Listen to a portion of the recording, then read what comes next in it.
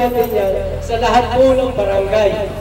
Hindi lamang po dito sa Barangay Santa Cruz, hindi lamang po sa Barangay Bagong Layon, sa lahat po lahat ng nasasakupan nitong lungsod ng Antipolo City.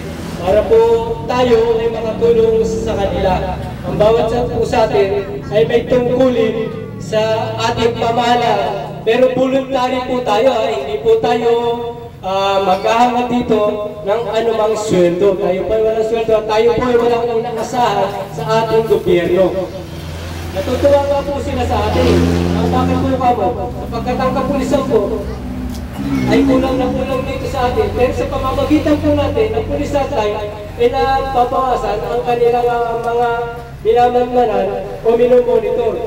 Bakit po kamo? Pagka kayo po ay nag-member sa pulis natin, ay malaking kabawasan po kayo sa problema ng ating kapulisan.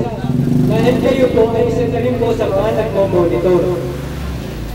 Yan po ang ating kalagayan dito sa pulis natin. At nakita po ninyo, isa po po kagandahan at pinaliwanag nila dito sa atin. Tungkol sa party ng Diwa Party List na pinagkakaloob ni Chairman ng Diwa na sila Retired General Edgardo Aglipay at ang kanyang anak na representative na si Atty. Emily Aglipay. Ang katunayan niya po, sila po ay nakapagkaloob na po ng 1 milyon sa General Santos sa police hotline na pinagpapagawa na po ngayon ng eskwelahan. Na-release na po niya, kasalukuyan na po kinuha na po